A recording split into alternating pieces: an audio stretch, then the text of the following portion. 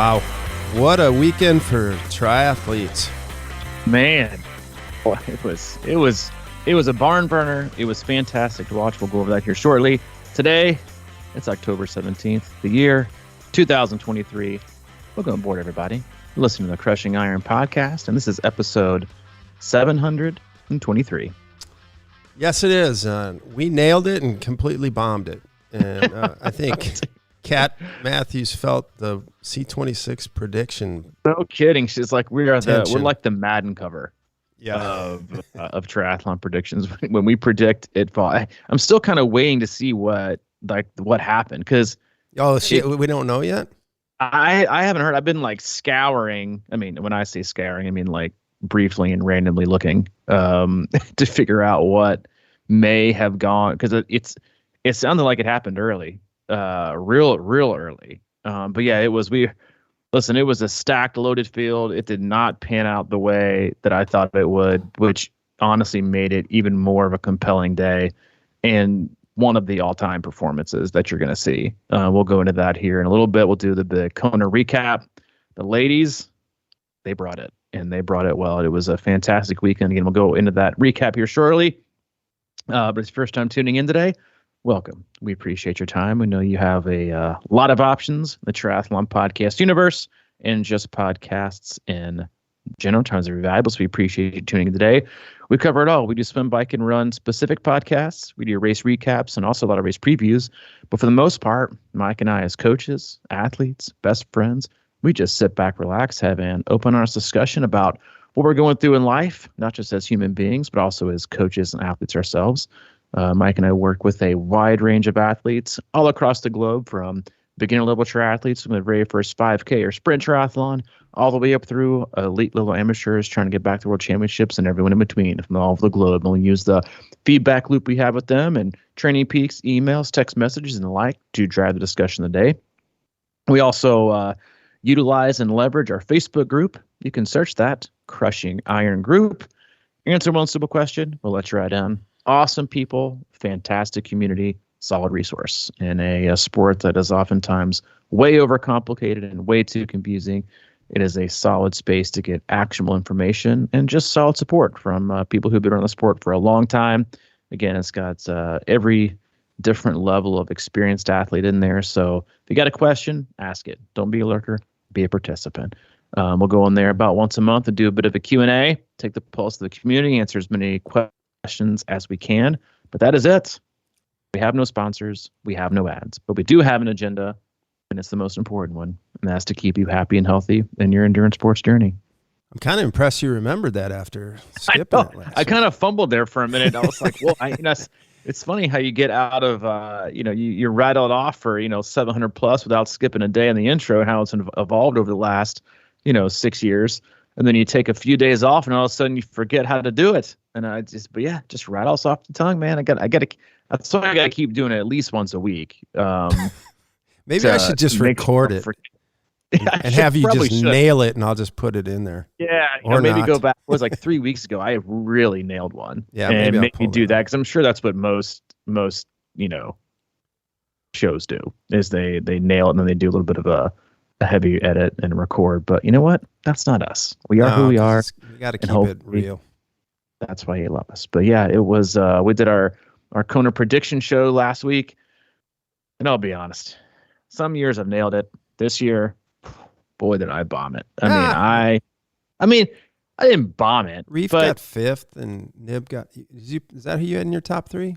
I mean, I had Matthews, Knibb, and Reef, and they were both in the top five. So I wasn't, way off. But let me just address the weekend itself first. Okay. Because there have been the last year and a half, and we gave Ironman their kudos last week on the decisions that they're making with 70.3s and fulls. And obviously they were dealt, I think, a pretty shitty hand with Kona backing out of the 2-day event, and everybody, men and women, were throwing a lot of shade and a lot of hate on Ironman on the split weekend. Then they were, about a month apart, at Nice, which was, I think, officially like maybe 3.5, 4 weeks ago. And then having Kona, in a totally separate month, totally separate location, and a lot of it was, well, what about the spouses who qualify together? And okay, you make up 0.00001% of the triathlon population. So that's, they're not going to pay attention to that. Every single person that I talked to, male, female, that was there, said it was one of the most amazing experiences that they've ever had as an athlete. That it was just as many people. I think they had over 2,000 athletes there, which is, I think, over two. I read a few stats. Over 2,000 women started. Every lady made the swim cutoff, and the whole weekend was. I mean, I think I had a lot of athletes that said, again, mixed reviews. I think a lot of women say they liked having. They would like to see the men there. Women still have their own day, but listen, for all the hate that everyone spewed towards Ironman on the lead up, if you're gonna throw the shade and you're gonna throw the hate and you're gonna say they're ruining the sport and they're doing all these things wrong and they're killing it and they might not be around in a few years, the total prisoner of the moment comment people make, then you better give them their fucking credit, because I'm not going to lie. And we've thrown our fair share of criticism on them in the past, and well deserved. But they nailed it this last weekend. I mean, I think the industry nailed it. I think the sport nailed it, and it could hopefully, I mean, fingers crossed, could be a gigantic launching point for the sport. With the total dominance you saw by Lisa Charles-Barclay, by the format, by giving the ladies their own day. I mean, and the cover. I mean, they nailed it. And if that doesn't do something for the sport, it's the last. I mean, this past Saturday did more for the sport in one day than the quote unquote Women for Tri initiative has done in the last 7 years, which has been really nothing. And they gave out a lot of extra slots, and there was always a huge argument, or should these the roll downs are going here, the roll downs are going there, and there were some insanely fast times. More women under the 11-hour mark than ever before. All the women made it out of the swim. They came to play, and I think it's fantastic for the sport. I think it is it's great for the growth. And it's just funny, right? How we have such short memories, but also, again, like you take like the prisoner of the moment. If you'd have looked at it this time last year or earlier this year when they announced the splits date, oh, well, Kona's, they're taking it out, and this is so terrible. This is going to ruin the sport forever. And you look at a Saturday, which could have been, arguably a very huge and transcendent day for the sport, and then they're adding an additional 70 pointers. They're about to announce another one, I think, in Washington. They're removing the ones that don't make money. They're putting, stuff back in the fulls. They're doing all the right things. And so I think it has to be said again, like, a skeptic to myself, they nailed it. And they nailed it with the coverage, I think the commentating, but they nailed a whole hell of a lot. And they don't always do that, but they seem to have some momentum with their decisions. And with the races they're doing and the new pro series, it seems like, 6-7 months ago, people were like, hey, Ironman, they're going away. It's PTO for life. They're going to kill it. And they're making good decision after good decision after good decision after good decision. And I think it's awesome for the sport. And I think it's incredibly exciting. Yeah. When I look at this, I was kind of going to ask you about the commentating, and it sounds like you enjoyed how they handled it. So, I mean, let's not go that way. Well, I think they've got to rotate commentators, and it's the commentating is. I mean, I keep thinking about it. It's like one of their biggest challenges from that aspect to me is it's like, what a tough sport to, try to get, random interest from. I mean, it's a 8-hour broadcast. You know what I mean? It's just like you're into it. I'm into it. Most people listening to this are into the whole idea and listening to the nuances. Actually, that's probably the coolest thing for me because I hate top line, pop sports now, like how they try to, turn everything into like a major story. But I like listening to them talking about whatever nutrition or water bottles or how their cadence, like weird things like that. And to me, the whole thing, the reason they have to do what they're doing and why they're doing it, and I think it's great how they're getting better at it, is it's just about getting people interested in changing their lives and getting into this sport more than creating a fan base. I mean, like, if you're not doing it, like, I just don't see, many people. It's kind of like cricket, right? You're either into playing it and you love watching it, or you can't sit there for like 24 hours and watch a cricket match unless you're really into, so it's not going to get like a top line pop culture kind of interest, I don't think. But I do think that people, it's sort of like how we do things. We just podcast, and then, more and more people kind of trickle in. They're interested in coaching and they want to try a coach and do it the right way, and it's not like we're going to be Joe Rogan podcast ever or anything like that. It's just, it's super niche, and I love how they did. And I suppose they're just going to keep looking for ways to make it more enjoyable to watch. I mean, it's just tough though. I mean, it is. I mean, I still remember when I didn't like, the commentating, you got to find out. It's kind of hard to fill 8 hours of airtime. That's what I mean. I do think it would be great if they could get like 6 commentators and rotate them through with like different, specialized, focuses and their experience levels that they could bring in and have them. Basically, you have like, rotate them every hour and just have like a fresh take and a fresh perspective, listen to a fresh voice. So I know it's gotta be hard, but I mean, there's always room for improvement, and I'm sure they're working. I thought the production itself was fantastic, like the images, the graphics. It's fun. It's so funny because, and to be honest, I kind of feel the same way when people. I had this thought to myself watching it, because I thought they greatly improved the actual visual production of the race. They went to outside TV for some of their races this year. Well, I think I heard Andrew Messick say that, he was, next year, every race that's televised, all those Pro Series races will be televised for free. So they learned their lesson. You could watch outside TV, for the free app for some of the races, but you had to pay if you ever want to watch the recording. And so I think they're learning from that. The graphics were great, but then as you find like, oh my God, there's this too many commercials there. How many times they can say Martin Move or VinFast or whatever it is, but it goes back to kind of the thing I feel about our podcast sometimes is, what, a lot of people got stuff to say about something they get for free. Yeah, it's true. And we need to watch that coverage for free.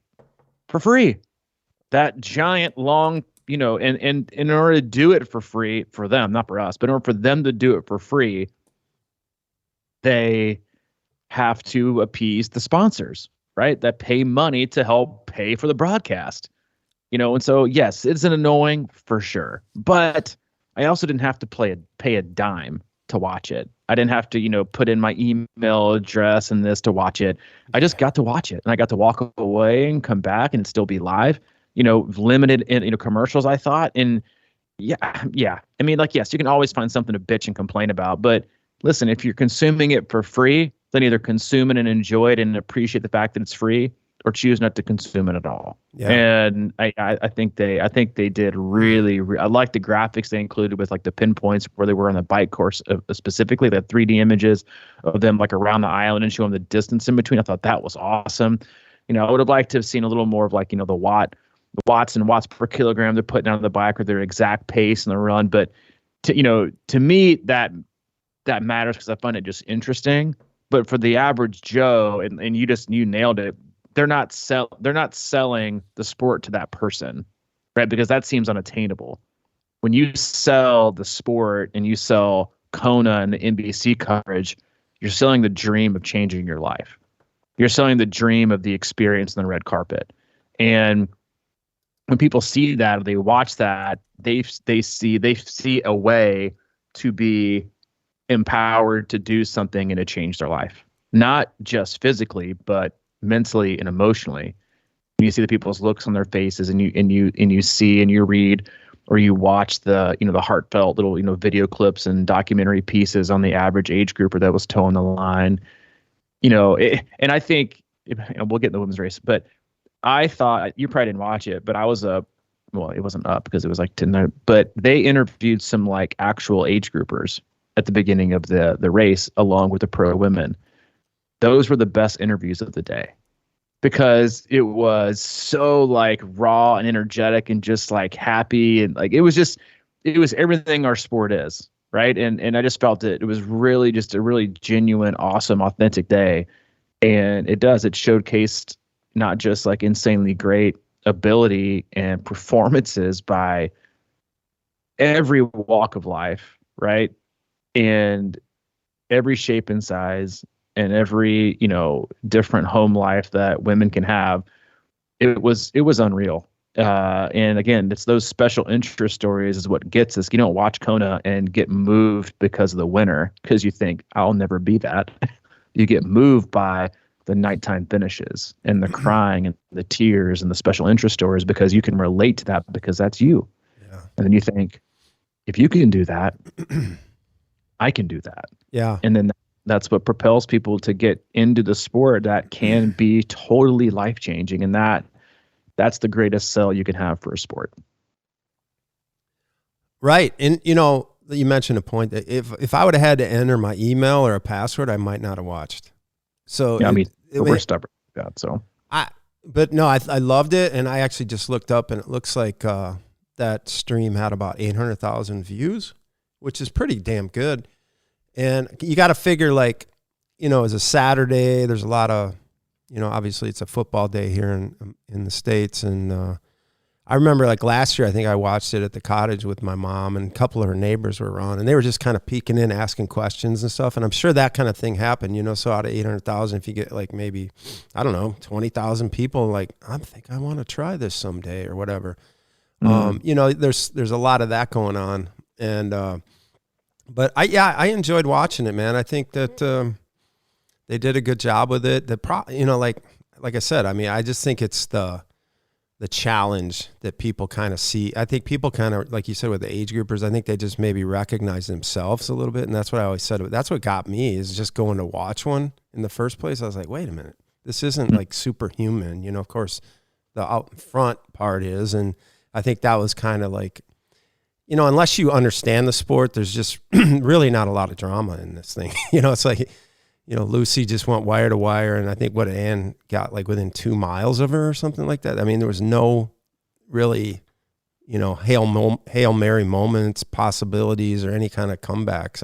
You saw obviously a few things, and you never know, but she just did. There was really there's just not a lot of drama, and I think people need that, but hopefully, they don't need it as much. Because I think that's, again, what they try to create in mainstream sports so much is they try to make every damn little thing like the highest drama moment. And personally, I'm just so sick of that. It's like the first quarter and there's like a first 3rd and 3 and it's like the biggest play of the game or some shit like that. Screw it, Yeah. I'm just overwhelmed with that right now. So I love it's almost like in a weird way, it's like Ironman is kind of like chess, it's not a fast-paced game. You kind of got to understand the strategy and look for the moves along the way. And if you get into it, it's really interesting, but it's not for everybody. Yeah. And and to like go into the race, they started off the race coverage. It did. It looked like it rained overnight. Obviously you had, in my opinion, we talked about it last week and not just us, but I think every, legit respected news outlet or media company was, also, touting this as the deepest women's field ever. And it was, and one of the deepest fields, period. When you look at past champions and current athletes in there, like the tip-top shape of form. And the weather was, Kona's always hot. It's always going to be a hard course, but the weather was about as good as you're ever going to get in Kona. The wind was mild. The heat was what it was. Rained a little bit overnight. The swim, you saw it start off. I thought for sure Nib and Lauren Brandon would be a little bit closer starting off to Lucy. And I was listening to a quick podcast she did post race, and she said her race kind of started, and again, like talking about chess, which is why I think the sport is so great. And you don't always have to be the best athlete, but you have to generally make the best decisions and be someone who can handle bad things happening. See Taylor Knibb, we'll talk about that here in a little bit too, is she said she got up to the line because they tread water in their wave start with the professional women, and the paddleboarder said to her, "This is where you want to be." The current is, because in watching the race, even me, you saw Lucy Charles-Barclay. She was about 10, 15 feet wider than everyone else. And you thought, does she have like a secret? Is she like taking on? Is she off pace? Everyone else is taking the straight buoy line. And I guess the paddleboarder said, this is where you want to be. The current right here in this little area is a lot less than it is the further you get in.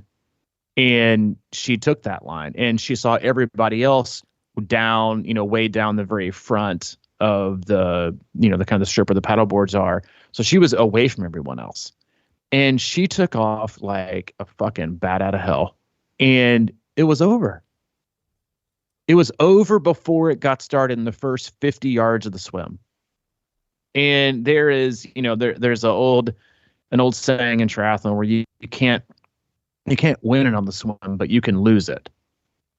And this may be the first time that you can say this person won it on the swim.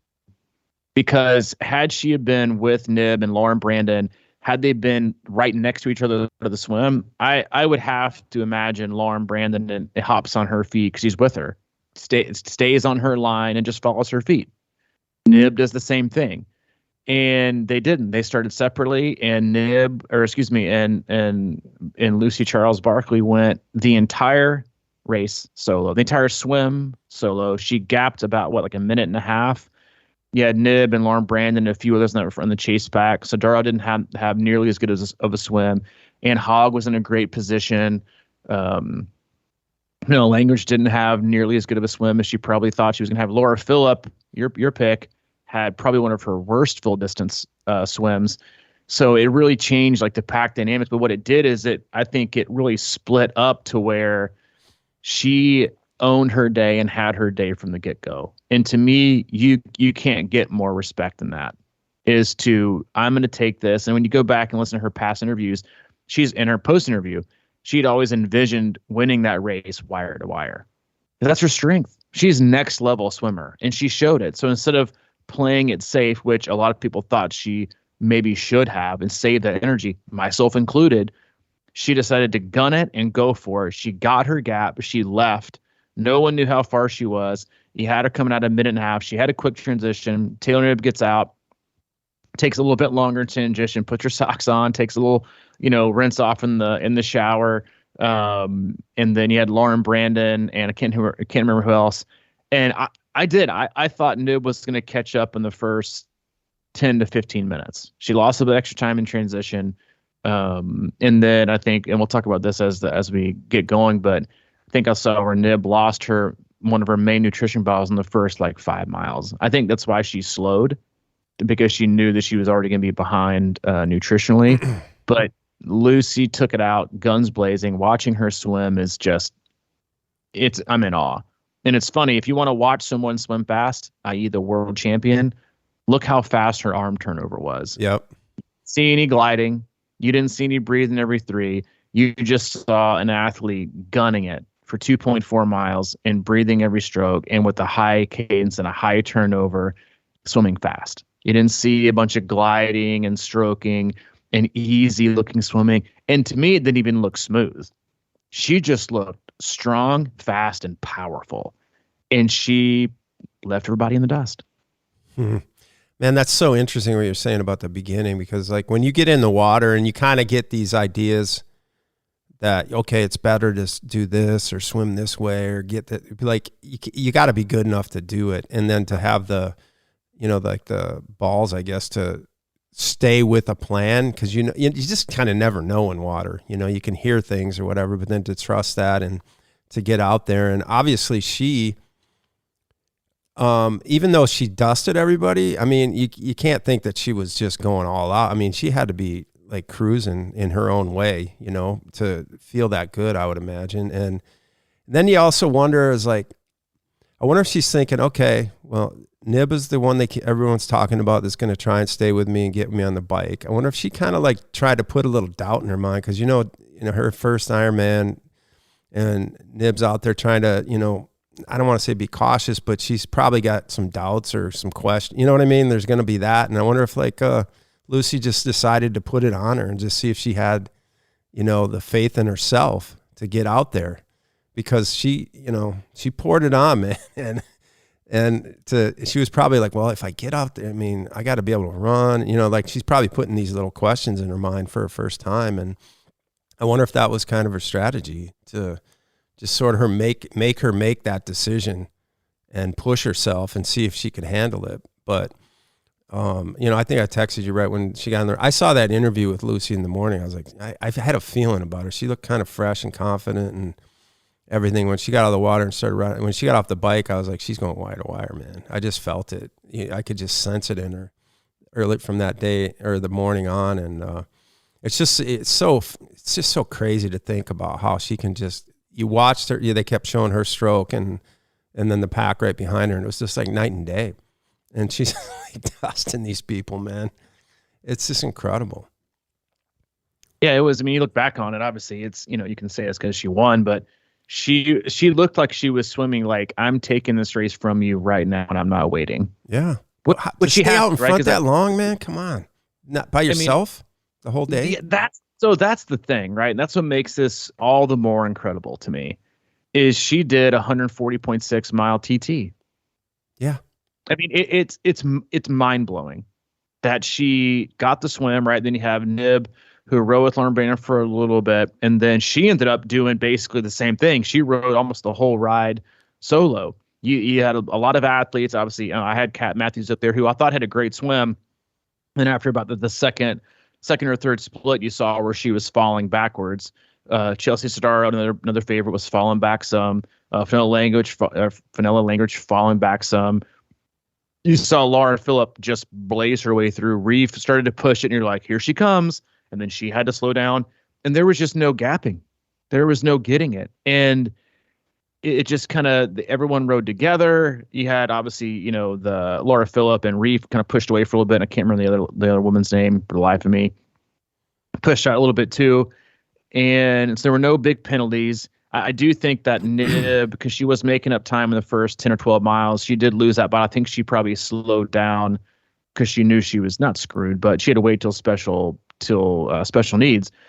She loses her bottle. She gets halfway. She's not making any headway on Lucy. She gets to the, special needs. She stops her bike in the middle of the, where it is, which most pros just grab their bike and go, grabs her 2 bottles, puts it behind her, and then immediately loses another one.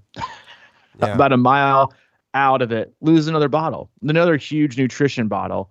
I thought, I texted you during this, and she also got a penalty, which I think is absolutely ridiculous. You get an accidental littering penalty for a minute. Yeah. And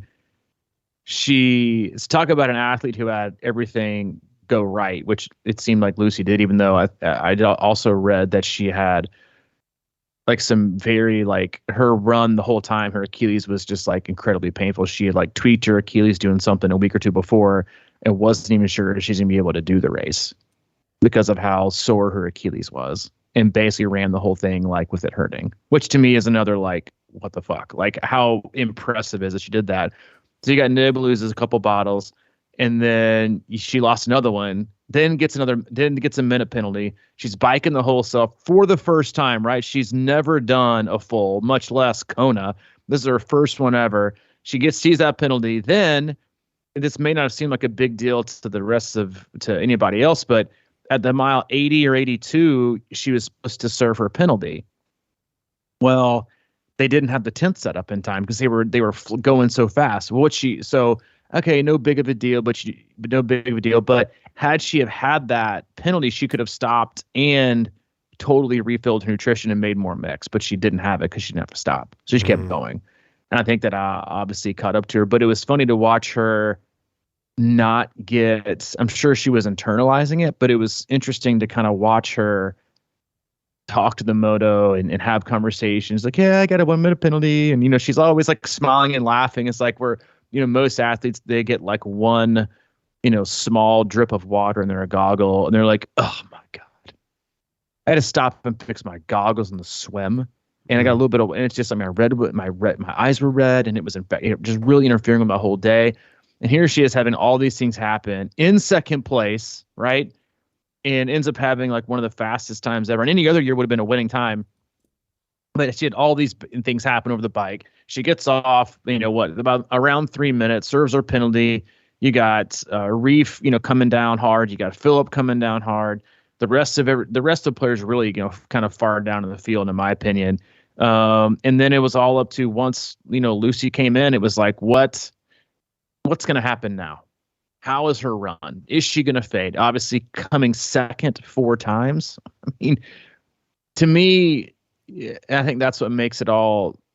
She's not my favorite athlete, but being finished second 4 times, you got to eventually think that at some point in her mind, she's thinking, am I always going to get second? Like, am I ever going to win? Right. And she's won 70.3 worlds. She has it on the run, which is not her strength. And the question is when is she going to get caught and who's going to catch her? But you had Kat Matthews, one of the best runners of the field, gone. She DNF'd. You had Chelsea Sodaro that was, I think, 14, 15, 16 minutes back. You're not catching that. Even that far back. Taylor Knibb, total unknown, right? Came from short course, puts a few long runs in. 18 miles, first Kona, obviously a little bit behind on nutrition. Then the big question, I think, is just like it was at Nice, was can Patrick Lange catch Sam Laidlow? He ran the fastest marathon. Could he catch, and how close would he get? That was the only suspense. And then the question for the women was, can Ann Haug can exchange? And she, like, watching her run, I know it's ridiculous. I mean, it's just like watching Rennie back in the day when she was running past everybody from 10 or 12 minutes down. It's effortless. She looks like a machine. She wastes no energy at all, and she just mowed everyone down. And it was really incredible to watch. The run didn't have nearly the suspense that I think everyone was hoping for, myself included. I thought for sure, obviously I predicted Kat Matthews would win, so I thought she'd have a much better day. I thought her and Chelsea would be a lot closer and kind of come off the bike with Ann Haug, and they would kind of run together, and then there'd be just basically a fight for the top 5 between Lucy and Knibb, and like they weren't even there. I mean, I think I saw where Chelsea ended up running her way to 6th, which is incredible from being around close to 20th coming off the bike. And then Ann made it up to 2nd. Knibb ended up dropping. She really started to purge time the last 10K. It looks like her legs kind of gave out. Nutrition was hurting her pretty bad. But Lucy, we're looking at her facial expressions all day. The mental, like, just stoicism that she displayed, like no emotion for 140.58 miles until she crossed the finish line and started to like realize this is actually going to happen. I think is also because she was probably in so much pain on the run. Reading her lips when she was hugging her husband Reese at the end, I thought she said that's the hardest. I could have sworn she said that's the hardest race I've ever ran, or that's the most pain I've ever been in. And you couldn't tell. Mm-hmm. You couldn't, which to me is also one of the most respectful things, because in both the men and women's field, you always see athletes kind of throw in a low key excuse. Yeah, I've been battling this. You know, I had this. And, you know, a lot of athletes get annoyed answering questions. Like, I wonder how long Kat Matthews is going to have to talk about her bike wreck. You know, it's like at some point, I'm sure they're like, can you quit fucking ask me about the bike wreck like a year and a half ago? I don't want to keep reliving it. Quit asking me. or Lucy when she, had the stress fracture early in the year, or anything like that. She's like, I don't want to talk about it. Some athletes, they don't mind kind of tossing it in there. Yeah, I've had a couple of niggle. I wasn't even sure if I was going to start. And you're like, oh, okay. Well, then you give you kind of get a little sympathy, understanding of, why things money. She didn't tell anybody about her Achilles till after the race. And just sort of watch her do it, and then to hear that, it's as insane as her performance was in breaking the record there, and how she just dominated with no help whatsoever. Because, you had athletes run their way from, like Chelsea ran her way up, and other athletes run their way. They're working together. They swam with people, right? So they're saving energy. They rode with people, so they're saving energy. She got no help from anybody all day. And that, to me, is just unreal. And to do it in first when you know that she... It's always thought about, well, I've come off the bike in first plenty of times and been caught. When am I going to get caught? Am I going to get caught? I know I'm in pain. What's this going to happen? Her poker face was just like next level. And so to watch her finish and get the win, to me, and then the best visual I got from almost the entire race was after it was over, they were getting her and Laura Phillip and Haug to come around the corner to stand on the podium. Her hands were on her knees. She had to get help to get up a stair. Like, she was broken. Mm-hmm. And to me, it's like, that's what it's supposed to be like, to give it your all and to expend every single amount of energy you possibly have to go to the well, to burn it, to take the risk, to just put all your chips in the middle. That's what happens to you when you're done, is to barely be able to move your legs because you left it all out there. And it was, again, I didn't pick her, but my God, did she put a stamp on it in every way possible. And to do it from wire to wire, I mean, is the things that legends are made of. Completely incredible. And when you talk about the Achilles, and I actually saw an interview that said she thought she might have a better run going into it because she had been running well, but obviously she didn't mention anything about the Achilles. But like, you think the stoicism, like you mentioned, the ability to run along with that and through whatever that was that she had, to me, that's everything. And I can say that personally. There's every time I'm on that course in the run, I prove it to myself over and over if I just walk for a little bit and then I run for a while. And it's the pain. It's sort of an undescribable feeling. It's like, you probably have the energy, but for some reason you just can't keep doing it. And you have to like take a little break, or, you know what I mean? And like, to think about how next level that is and what the difference, because you're saying, second place 4 times in a row, and now she's out front, and it would have just taken one chink in her armor and it would have been over. And somehow, how pros must train for that. It's such a mental game at that point. And how, I just think so many age groupers can take something from that, whether they end up walking 50% of the marathon and turn that into 75% or something. There's your goal. You know what I mean? It's these little things. If it's the difference between, she was like, okay, my Achilles hurts, but that's not like a career threatening situation. Right. You know what I mean? Or I'm not injured per se. I just hurt. And how am I going to go through this? It's just basically an inflamed part of your body that's just giving you a real pain in the ass like all the time. But it's something you can get through, but mentally you have to figure it out. And I always think that that's at the core of racing Ironman is you can get, some of us give in more than others, and how you get to that place is amazing. I don't know. It's just, even like Knibb, you talk about how she dropped bottles and everything. I was watching her come out of T2. She dropped 2 gels too, like just running. Yeah, turned back around and got him. Yeah. And turned around and got him. But like obviously, I mean, that probably happens more than we think because there's a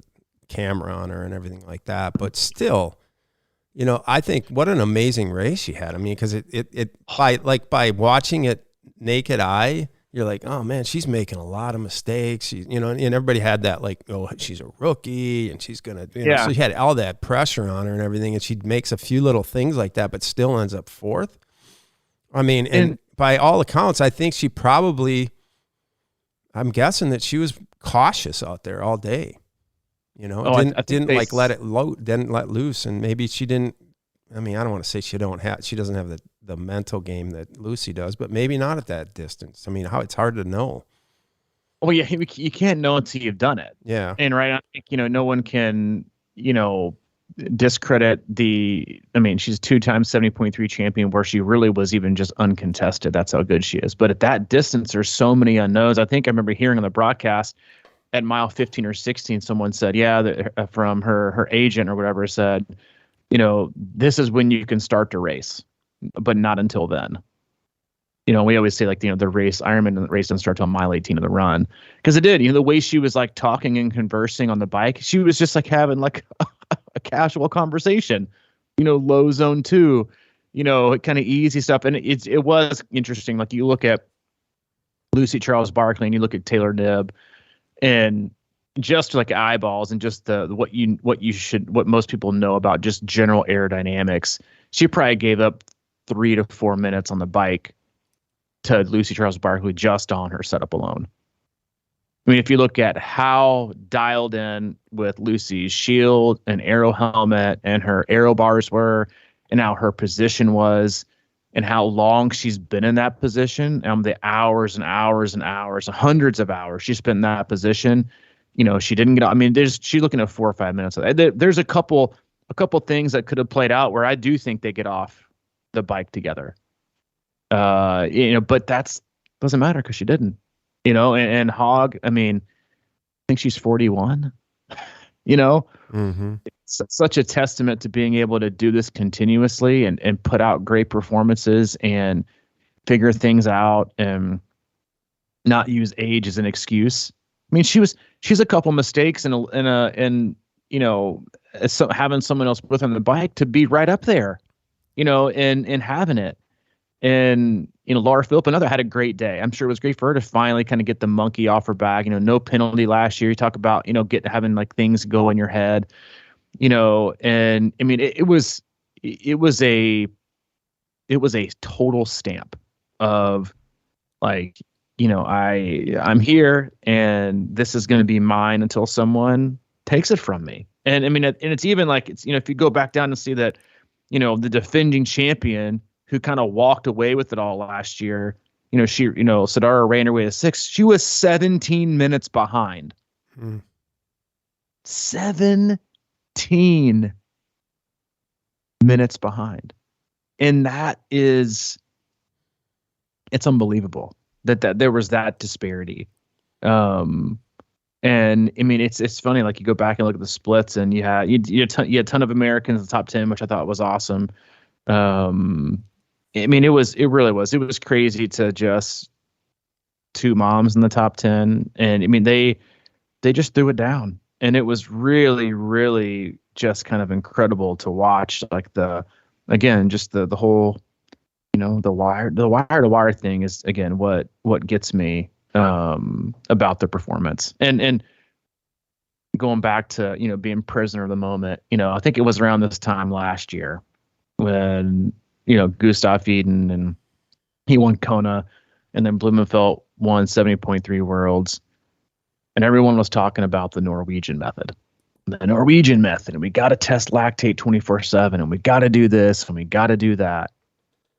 Well, Dan Lorang is the greatest triathlon coach on the planet, and maybe that ever was. He coached John Ferdino to all of his 70.3 World Championships and Kona Championships. He also coaches the top 2 ladies that were there this year. So he's coached Lucy to her dominating 70.3 world championship win, which she looked very much like that this last weekend. Coached her to her first Ironman world championship in Kona and her last second place. And he's coached Haug for 20 years, another Ironman world champion. I don't know another coach that's ever coached that many different athletes to win in Kona or period. And he's known for his work with professional cycling teams.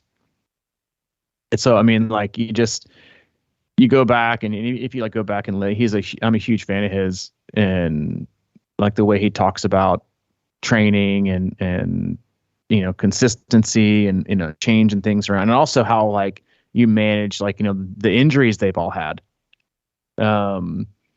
I mean, he's the real deal if you want to talk about, but there is no Dan Lorang method.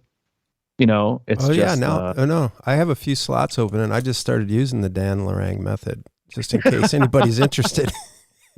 It's really, I finally am buying in to what he's doing. And, so I mean, it's crazy.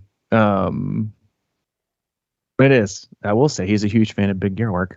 But yeah, he is. It's just insane that he's done that relatively unknown, which to me is just mind boggling. So I can imagine like watching him, like his emotions. You're watching Kona, that Anne's won one. She's also gotten second. Lucy's gotten, fourth, second 4 times. And you already know one of your athletes is going to win and the other one's coming in second. So you're like, does he want Anne to win or does he want, or does he even care? And he probably doesn't care, but it's just like to have that, because he's also the first coach ever when Anne won in 2019 and Jan won in 2019, the first coach ever to coach both the men's and women's winner. Wow. So, I mean, it's unreal, like for that to be the case and for him to also be like relatively unknown. I mean, obviously I think most athletes, they don't know and they don't give a shit, but as a coach, you listen and try to absorb everything that a guy like that has to say. But it's not the Norwegian method, when, it's funny how that was all lactate testing and we're doing this, and it comes down to hard work. And for the most part, like you said, it's the chin up. I mean, I mean, I keep going back to how great a performance it was physically, but the mental piece of it is, it can't be overstated. Going wire to wire and being alone all day with your thoughts. I mean, it's remarkable. And I think, yeah, you can't have thoughts, I think, is the whole thing. Right. Yeah. I mean, you got to be breathing, man. Yeah, she didn't. Yeah, right. I know. Man, it's just nuts. I mean, yeah. So all in all, I mean, unbelievable weekend. I mean, outside of having like, an Iron War type duel with 2 athletes, I think if you're a woman in the sport and you've been wanting a platform and some the limelight to help the women's sport, help it grow, you got it. And you got it, I think, in a much bigger and better fashion than you could have ever imagined thinking this point last year, about slots and where they're going and who's getting them. It was, I mean, I won't lie. I don't sugarcoat it. I take credit when I get it and not when I not, but I'm going to eat a little crow on this one because I was blown away. I thought it would have been, whether the ladies took a lot of ownership and showing and wanting to show up and show out, because they did. And it was a good reminder too how special of a place Kona is. And I think they should always keep a race there. I think they should move around the world championships because, that's what world championship should do. But yeah, I mean, it was unbelievable. And if that's not going to launch the sport in that area, then I don't know what is. Yeah. And I know I want to give a quick shout out to a good friend, C26 friend, Elise. I know you're in contact with her a lot, and she was 10th overall amateur female. And, Yeah, she was the fastest American. And I just, I'm glad to see, we used to run together back in the day at the asylum near Knoxville, and That's right. I used to give her a lot of my tips back then, and I'm glad to see they're paying off. Yeah. We text often. We texted while she was there. We text pretty much every week. But yeah, and to the ladies out there, mom of 2 little boys. So it's everybody's got something. Everybody's got limitations. And I think oftentimes we can choose to make limitations into excuses, or limitations, and we can turn them into reasons to overcome them and overcome obstacles. And that's what it's about. That's what sport's about. No matter, your walk of life, no matter where you come from, we've all got our own shit. And that's why the sport is so great, right? That's why it teaches you things and about yourself, not just about yourself, mentally and physically, physically, but also mentally and emotionally, and what you can do. And then you get a chance to celebrate that victory, and you get to celebrate it with other people who are celebrating the same thing. And that's why that makes the sport so hard, but so awesome all at the same time.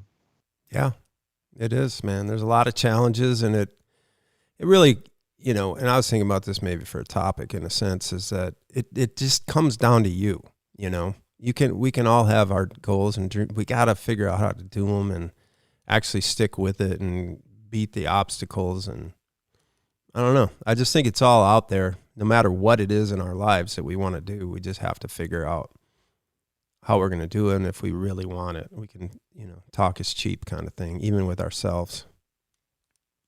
I mean, it's, the last thing I'll say, and I had this conversation with another coach last week, was that when you see athletes, cross the finish line and do Kona and qualify and have these crazy times, it's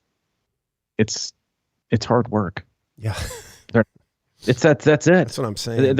They're not, that's it. They're not a special species. They don't have, infinite amount of, athletic ability more than you. They just want it more, regardless of their life. It's funny because we all make excuses about why other people can do things and we can't. A lot of times you're so off base. Oh, I bet they have all this free time. Oh, I bet they don't do this. Oh, I bet they do that. They might look at your life and look, God, they have so much free time because you don't do anything with it. Right? Mm-hmm. We can all make excuses and do things, but it's like a quote that I like is genetics loads the gun, but only hard work pulls the trigger. Yeah.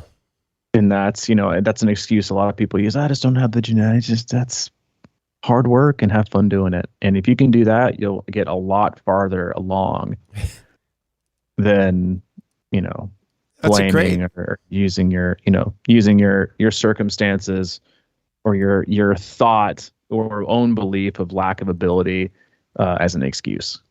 Yeah. I mean, I think it's an awesome point. I mean, everybody can look at Lucy Charles and say, well, of course she's 2 minutes out of the water faster. She's a world-class swimmer. And it was like, but how'd she get there? Mm-hmm. Like thousands and thousands of hours in the pool. It's no accident, man. Mm-hmm. No accident at all. Hard work pays off. That's it. We'll wrap it up. Congrats again to Lucy Charles-Barclay, who will probably never listen to this show, but if you do, congratulations. Yeah, we're proud of you. Legendary performance. Really awesome, and it was truly amazing to watch. As always, we love you. We appreciate you. Go to our website, c26triathlon.com. It is our one-stop shop for all things coaching, camps, and community. If you're looking for coaching for the rest of this year, looking to have a better, more efficient, happier, and healthy 2024, click on the coach tab and find the coach that's right for you. If you need anything from Mike, he is available, crushingiron@gmail.com. Or if you need anything from me, c26coach@gmail.com. Yeah. And I also have an alternate email, mike@danlorangmethod.com. You can try that one out. You better trademark that quick, man. All right, buddy. All right, man. See you later. See ya.